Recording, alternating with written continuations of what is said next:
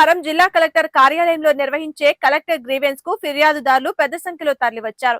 Grievance కు హాజరైన ఫిర్యాదుదారులందరూ జిల్లా కలెక్టర్ కు తమ అర్జీలు అందించి అర్జీలోని సమస్యలను పరిష్కరించాలని విజ్ఞప్తి చేసుకున్నారు.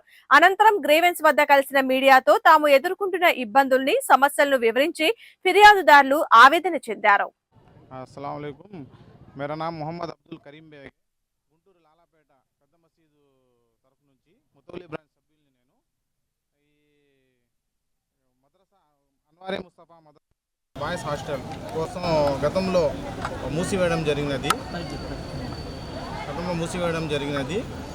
ఇది ముతౌలి కలీం బేగ్ వాళ్ళ నాన్న అజీం బేగ్ గారు గతంలో మూసేశారు.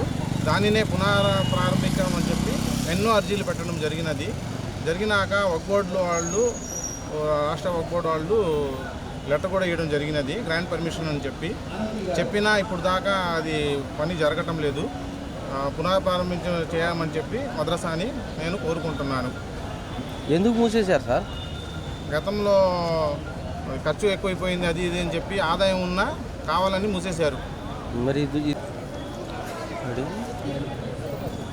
ఈరోజు దేశవ్యాప్తంగా అన్ని జిల్లా కేంద్రాల్లో, మండల కేంద్రాల్లో ఢిల్లీ రైతు పోరాటానికి మద్దతుగా, అదేవిధంగా పోరాటం చేస్తున్న రైతుల మీద, మహిళల మీద హర్యానా, ఉత్తరప్రదేశ్ పోలీసులు, ప్రభుత్వం దమనకాండను నిరసిస్తూ, అదేవిధంగా మద్దతు ధరల చట్టం కోసం జాతీయ నాయకుడు 25 రోజుల నుంచి దీక్ష చేస్తున్నాడు, జగత్ సింగ్ దౌలాలా.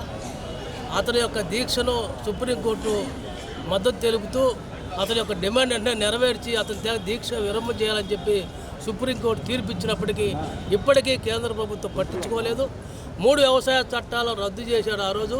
ఇవాళ దొడ్డిదారులో మరొక రూపంలో 3 వ్యవసాయ చట్టాల పేరు కాకుండా మరో పేరు పెట్టి ఇవాళ జాతీయ అగ్రికల్చర్ కమిషన్ పేరుతోటి వ్యవసాయ మార్కెటింగ్ వ్యవస్థ మొత్తం కూడా ధ్వంసం చేసే విధంగా, ఆ మార్కెటింగ్లో భవిష్యత్తులో రుసు వసూలు చేసే విధంగా, అదే రైతులకి మద్దతు ధర లేకుండా ఉండే విధంగా ఇవాళ మార్కెటింగ్ వ్యవస్థ కొత్త చట్టాన్ని తీసుకొచ్చారు. జిల్లా అధ్యక్షుడు కొల్లి రంగారెడ్డి గతంలో నరేంద్ర మోడీ 2014లో అధికారం వచ్చినాక 2014, 2019, 2024 రైతుని రెట్టింపు ఆదాయం చేస్తామని చెప్పి ఆయన రాజకీయ ప్రధాని అయ్యాడు. స్వామినాథన్ కమిషన్ అమలు జరుపుతాము, రైతులకు గిట్టుబాటు రేటు కల్పిస్తాము, అన్ని పంటలకు మద్దతు రేటు కల్పిస్తాము, రైతు రుణాలు మాఫీ చేస్తామని చెప్పి వాగ్దానాలు చేశాడు. 13 నెలలు ఢిల్లీలో పోరాటం చేస్తే నరేంద్ర మోడీ గారు రైతుల కాళ్లకు క్షమాపణ చెప్పి మీ నల్ల చట్టాన్ని వెనక్కి తీసుకుంటామని ఆ రోజు చెప్పాడు. 5 రాష్ట్రాల ఎన్నికలు జరిగిపోయిన తర్వాత మళ్ళీ దొడ్డిదారిన ఆ చట్టాలని మళ్ళీ కొనసాగించడానికి ప్రయత్నం చేస్తున్నాడు. 750 మంది రైతులు చచ్చిపోతే వాళ్ళందరికీ కూడా ఎక్స్గ్రేస్ ఇస్తామని చెప్పి ఏ ఒక్క రైతుకు కూడా నష్టపరిహారం ఇవ్వాలి. అదే